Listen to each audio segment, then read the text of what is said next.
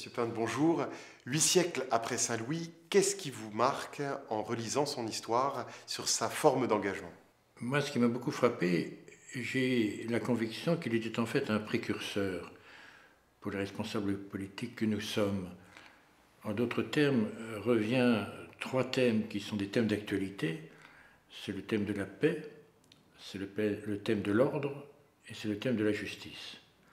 Donc ces trois thèmes sont des thèmes d'actualité dont tout responsable politique, français ou étranger, est aujourd'hui interpellé par ces termes et s'engage, s'investit dans le cadre de ses responsabilités sur ces trois thèmes qui sont des thèmes essentiels de la vie publique et, je dirais, de notre bien vivre ensemble.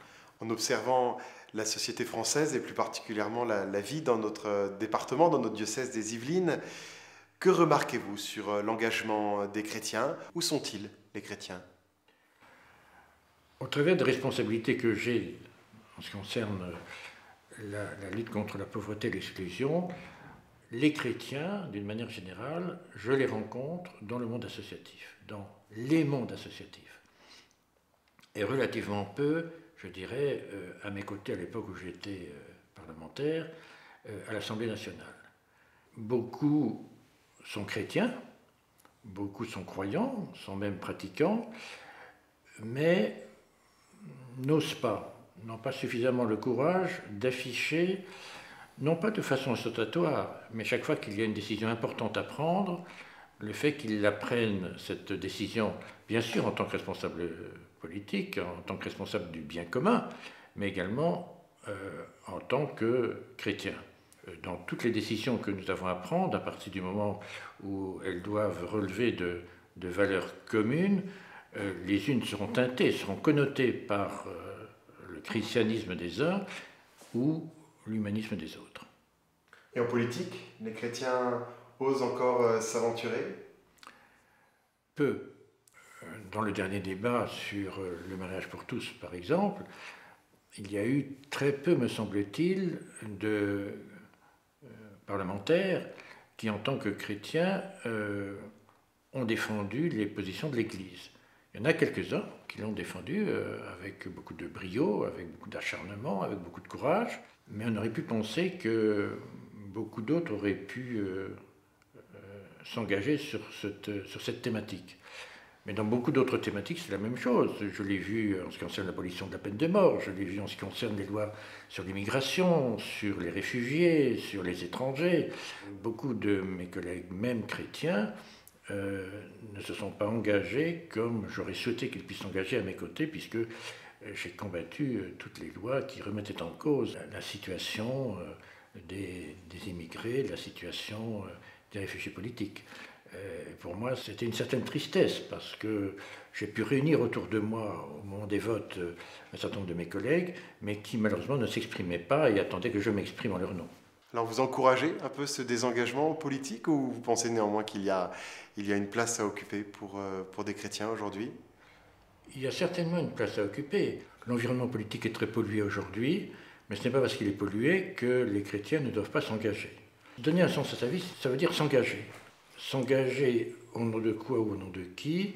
Pour les chrétiens, bien sûr, c'est au nom de la foi qu'ils le pratiquent. Pour ceux qui ne sont pas croyants, c'est au titre, je dirais, d'un humanisme que nous pouvons tous partager. Mais l'important dans la vie, c'est de s'engager. Pas uniquement dans le monde associatif, ce serait bien que beaucoup d'hommes de foi, que ce soit d'ailleurs des chrétiens, des musulmans, des juifs, s'engagent en politique, et même ceux qui sont agnostiques ou athées s'engagent également en responsabilité politique à partir du moment où nous pouvons partager un certain nombre de valeurs identiques. Selon vous, qu'attend-on d'un chrétien qui s'engage en politique? Sur le plan politique, je ne sais pas. Par contre, sur le plan des convictions, sur le plan de l'expression, sur le plan du dialogue, on attend qu'il s'engage d'une autre manière que de s'investir nécessairement dans une fonction politique. Dans ce pays aujourd'hui, il y a plusieurs milliers d'associations. des associations d'obédience chrétienne, que ce soit le Secours catholique, que ce soit souvent ATD Carmonde, que ce soit Emmaüs, que ce soit la CIMAD. Et là, on retrouve en quelque sorte les chrétiens parce qu'ils ont la conviction que ce type d'engagement leur permet non seulement, je dirais, de se réaliser, de donner un sens à leur vie, mais également d'apporter aux autres ce que les responsables politiques ne leur apportent pas aujourd'hui. Il y a certes la sphère politique, mais plus largement, les chrétiens aujourd'hui sont engagés dans le milieu économique, dans le milieu de l'entreprise, dans la vie associative, dans la vie de leur ville, de leur village. Comment reconnaît-on un chrétien qui s'engage, selon vous? L'essentiel pour un chrétien, c'est de mettre l'homme au centre de sa vie, dans quelque activité que ce soit l'activité de l'entreprise, l'activité publique, l'activité sociale. Si vous ne mettez pas l'homme au centre de votre vie, vous ne donnez pas un sens à votre vie, on ne peut s'engager qu'en fonction, je dirais, de la conception que l'on a de l'homme. Pour moi, m'habite en permanence cette parole que Jean Vanier de l'Arche répète souvent, tout homme est une histoire sacrée. Elle est sacrée pour le chrétien, mais à mes yeux, elle doit être sacrée même pour le laïc, même pour celui qui éventuellement ne croit pas en Dieu, ne partage pas nos valeurs chrétiennes. C'est pour moi le fondement de tout engagement, je dirais, spirituel au sens large du terme, qu'on en soit croyant ou non. En quelques phrases, auriez-vous un message particulier à passer aux chrétiens des Yvelines en cette année Saint-Louis? Je poserai 2 questions peut-être. Je leur dirai, que fais-tu de ton frère? Et puis une autre, es-tu sûr que tu accueilles l'étranger comme il se doit? Monsieur Pinte, merci beaucoup.